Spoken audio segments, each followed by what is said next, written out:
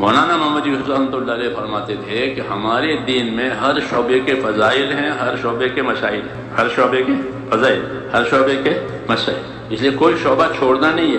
تجارت بھی کرنی ہے، مزدوری بھی کرنی ہے، ذمہ داری بھی کرنی ہے، عہدے داری بھی کرنی ہے، سب کرنا ہے، سب کرنا ہے۔ اور جب وہ شعبہ ہو تو اس کے فضائل جانے اور اس کے مسائل یعنی اس کے کرنے کے طریقے جانے، تو وہ شعبہ اس کا دین بن جائے گا، وہ اس راستے سے جنت میں چلا جائے گا۔ اس کو شعبہ بدلنے کی ضرورت نہیں ہے، کیوں کہ ہر شعبے کے فضائل ہیں اور ہر شعبے کے مسائل ہیں۔ مسائل یعنی اس کے کرنے کے طریقے ہیں کہ اس طریقہ چاہیے، یہ طریقہ نہ چاہیے، اس سے دین بن جاتا ہے۔ کیا بن جاتا ہے؟ دین۔ یہی مقصد ہے دعوت کا، علم و ذکر کا یہی مقصد ہے کہ تم جو شعبے میں ہو اس شعبے کا تمہارے پاس علم ہونا چاہیے کہ اس کی کیا فضیلت ہے، میری تجارت کی کیا فضیلت ہے، میری مزدوری کی کیا فضیلت ہے، میری کھیتی باڑی کی کیا فضیلت ہے، میری نوکری کی کیا فضیلت ہے، اور اس کے کرنے کا کیا طریقہ ہے، تو وہ شعبہ دین بن گیا۔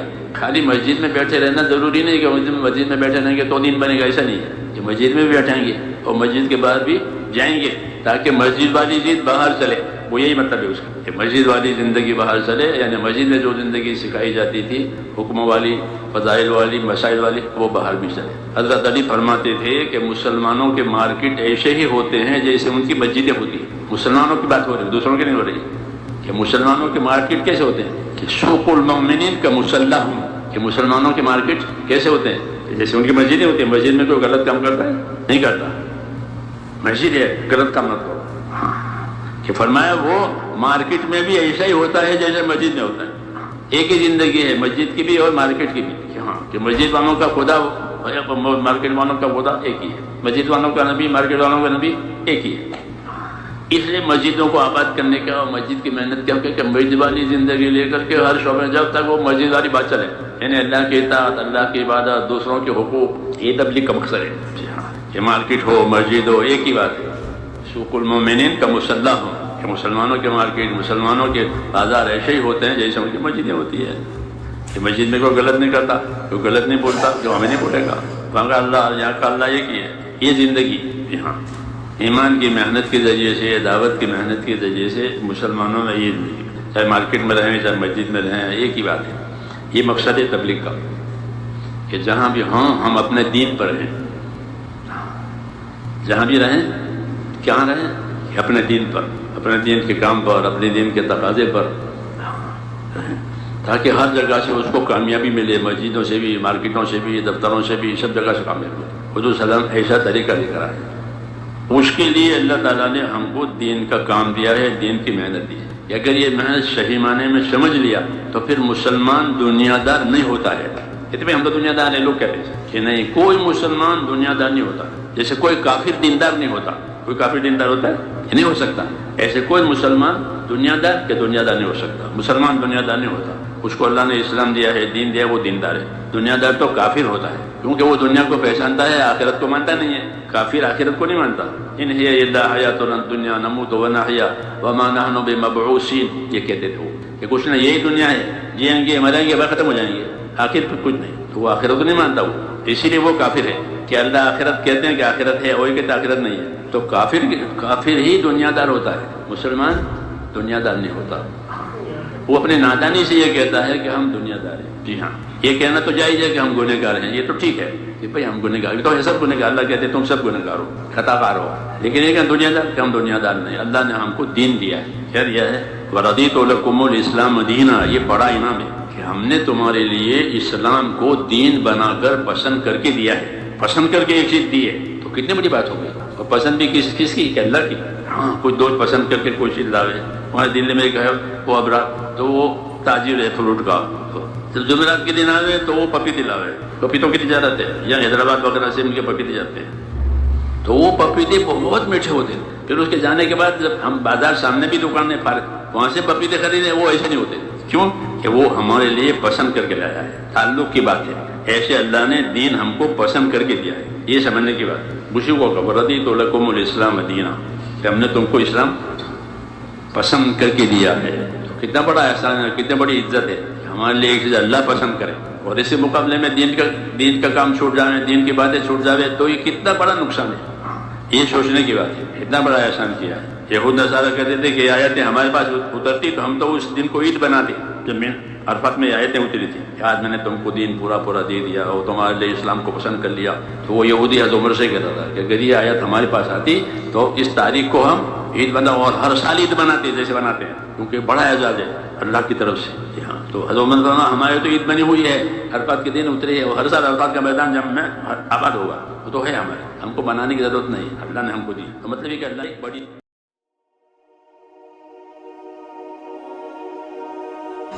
میرے محترم بھائیوں، دوستوں اور بزرگوں، چاہے آپ ایک بزنس مین ہیں جو کروڑوں کا کاروبار چلاتے ہیں، چاہے آپ اسٹوڈنٹ ہیں جو امتحان کی تیاری کر رہا ہے، چاہے آپ ایک مزدور ہیں جو دن بھر پسینہ بہاتا ہے، یا آپ کمپیوٹر کے سامنے بیٹھنے والے سافٹ ویئر انجینئر ہیں، یاد رکھیں کامیابی کا قانون سب کے لیے ایک ہی ہے.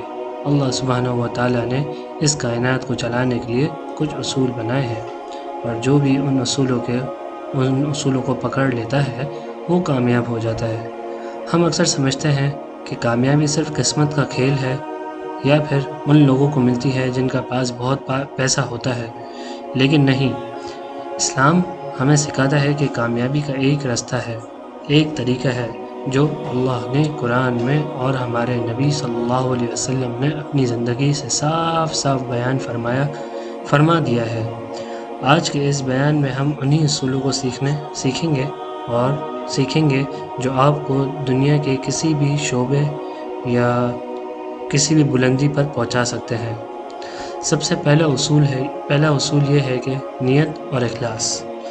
دنیا کا کوئی بھی کام شروع کرنے سے پہلے جو چیز اس کی کامیابی یا ناکامی کا فیصلہ کرتی ہے وہ ہے آپ کی نیت. اگر آپ کا مقصد صرف پیسہ کمانا ہے یا لوگوں کو دکھانا ہے تو شاید آپ کو عارضی طور پر کامیابی مل جائے، لیکن وہ برکت اور سکون کبھی نہیں ملے گا جو ایک سچے انسان کو ملتا ہے. اسلام میں ہر کام کی بنیاد اخلاص پر ہے. صحیح بخاری کی سب سے پہلی حدیث میں ہمارے پیارے نبی صلی اللہ علیہ وسلم نے فرمایا، انما الاعمال بالنیات، اعمال کا دار و مدار نیتوں پر ہے. آپ چاہے دکاندار ہوں یا ڈاکٹر ہوں، جب آپ صبح اپنی دکان یا کلینک کھولتے ہیں تو دل میں یہ نیت کریں، یا اللہ میں حلال رزق کمانے نکلا ہوں تاکہ اپنے بچوں کو پال سکوں اور تیری مخلوق کی خدمت کر سکوں. جب آپ کی نیت صاف ہو جاتی ہے تو آپ کا وہ پورا دن، آپ کی وہ ساری محنت عبادت میں بدل جاتی ہے، اور جب آپ کا کام عبادت بن جائے تو پھر اس میں ناکامی کا کوئی سوال ہی پیدا نہیں ہوتا، کیونکہ اس میں اللہ کی مدد شامل ہو جاتی ہے. دوسرا اصول ہے محنت اور کوشش. آج کا انسان چاہتا ہے کہ وہ راتوں رات امیر ہو جائے، بغیر محنت کے اسے سب کچھ مل جائے، لیکن میرے بھائیو، دوستو، بزرگوں، اللہ کا قانون یہ ہے کہ بغیر کوشش کے کچھ نہیں ملتا. قرآن پاک کی سورہ نجم میں اللہ تعالیٰ نے صاف اعلان فرما دیا ہے، وَأَن لَّيْسَ لِلْإِنسَانِ إِلَّا مَا سَعَىٰ، اور یہ کہ انسان کو وہی کچھ ملتا ہے جس کی وہ کوشش کرتا ہے. اس آیت کو اپنے دل پر رکھ لیں. کامیابی کا طریقہ محنت ہے. جو شخص سوتا رہے گا اور صرف دعاؤں پر بھروسہ کرے گا وہ کبھی کامیاب نہیں ہوگا. حضرت عمر رضی اللہ تعالیٰ عنہ نے ایک مرتبہ کچھ لوگوں کو دیکھا جو مسجد میں بیٹھ کر صرف دعا کر رہے تھے اور کام نہیں کر رہے تھے. آپ نے انہیں ڈانٹا اور فرمایا، اٹھو اور رزق تلاش کرو، کیونکہ آسمان سے سونا اور چاندی نہیں برستا. اسلام ہمیں محنت کرنا سکھاتا ہے. آپ کا شعبے کوئی بھی ہو، اگر آپ اس میں 100% محنت نہیں کر رہے تو آپ اللہ کے اس قانون کی خلاف ورزی کر رہے ہیں. تیسرا اصول ہے توکل. محنت کرنے کے بعد جو سب سے اہم مرحلہ آتا ہے وہ ہے توکل، یعنی نتیجہ. ایک دوسرا نام اس کا یہ بھی ہے کہ رزلٹ، یعنی نتیجے کو اللہ پر چھوڑ دینا. ایک مومن محنت پوری کرتا ہے لیکن اس کا بھروسہ اپنی محنت پر نہیں بلکہ اللہ کی ذات پر ہوتا ہے. اگر آپ صرف اپنی محنت پر بھروسہ کریں گے اور تھوڑی سی ناکامی پر آپ ٹوٹ جائیں گے، ڈپریشن میں چلے جائیں گے. لیکن اگر آپ کا توکل اللہ پر ہوگا تو آپ ہر حال میں پرسکون رہیں گے. سورہ طلاق میں اللہ تعالیٰ فرماتے ہیں، وَمَن يَتَّقِ اللَّهَ فَهُوَ حَسْبُهُ، وَمَن يَتَوَكَّلْ عَلَى اللَّهِ فَهُوَ حَسْبُهُ، اور جو اللہ پر بھروسہ کرے تو اللہ اس کے لیے کافی ہو جاتے ہیں۔ نبی کریم صلی اللہ علیہ وسلم نے فرمایا کہ اگر ہم اللہ پر ویسا ہی بھروسہ کریں جیسا کرنے کا حق ہے تو وہ تمہیں ایسی جگہ سے رزق دے گا جیسے پرندوں کو دیتا ہے، جو صبح خالی پیٹ نکلتے ہیں اور شام کو پیٹ بھر کر واپس آتے ہیں۔ لیکن یاد رکھیں، پرندے گھونسلے میں بیٹھے نہیں رہتے، وہ نکلتے ہیں، کوشش کرتے ہیں اور پھر اللہ انہیں دیتا ہے۔ محنت اور توکل کا یہ اصول ہی کامیابی کا اصل راز ہے۔ چوتھا اصول ہے امانت داری اور سچائی۔ آپ چاہے کسی کمپنی کے CEO ہوں یا سڑک پر گاڑی چلانے والے ڈرائیور ہوں، اگر آپ کے اندر امانت داری نہیں ہے تو آپ کی کامیابی بہت جلد زوال میں بدل جائے گی۔ آج لوگ سمجھتے ہیں کہ جھوٹ بول کر یہ مال میں ملاوٹ کر کے زیادہ منافع کمایا جا سکتا ہے، لیکن وہ بھول جاتے ہیں کہ ایسی کامیابی میں سے برکت ختم ہو جاتی ہے۔ ہمارے نبی کریم صلی اللہ علیہ وسلم نے نبوت سے پہلے ہی صادق اور امین کا لقب پایا تھا۔ ایک حدیث میں آپ صلی اللہ علیہ وسلم نے فرمایا، سچا اور امانت دار تاجر یعنی بزنس مین قیامت کے دن انبیاء، صادقین اور شہداء کے ساتھ ہوگا۔ ایک عام دکاندار یا کاروبار کرنے والا شخص صرف اپنی سچائی اور امانت داری کی وجہ سے قیامت کے دن جنت میں انبیاء کے ساتھ کھڑا ہوگا۔ کیونکہ اپنے کام میں ایمانداری دکھانا سب سے بڑا جہاد ہے۔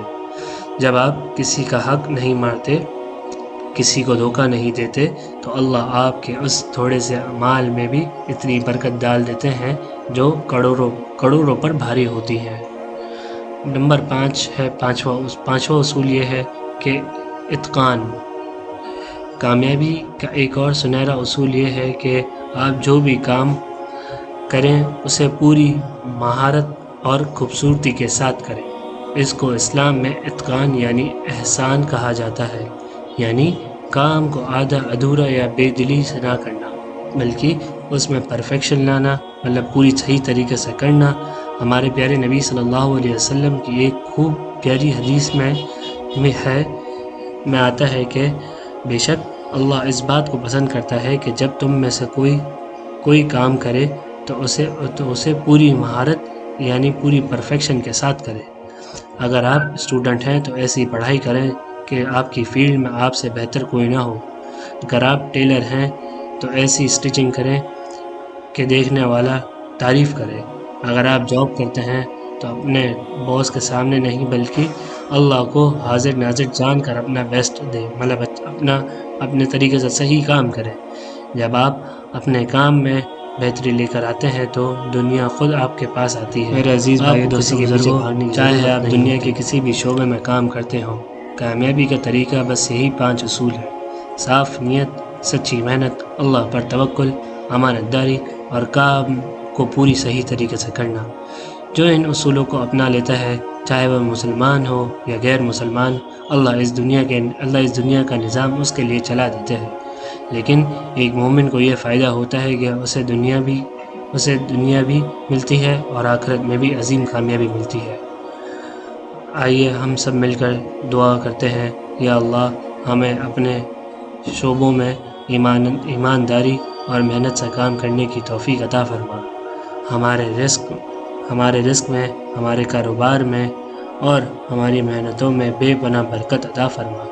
ہمیں حلال کمانے اور حلال کھانے والا بنا۔ ہمارے دلوں سے لالچ اور دھوکے بازی کو ختم فرما اور ہمیں دنیا و آخرت دونوں میں عظیم کامیابی عطا فرما اور ہمیں ہدایت دے۔ آمین یا رب العالمین۔ وآخر دعوانا الحمدللہ رب العالمین۔ جو کچھ سنا گیا اللہ تعالیٰ اس پر عمل کرنے کی توفیق عطا فرمائے۔ مزید اسلامی اور اصلاحی بیانات کے لیے ایمانی بیانات کو فالو کریں، لائک کریں، سبسکرائب کریں۔ جزاکم اللہ خیرا۔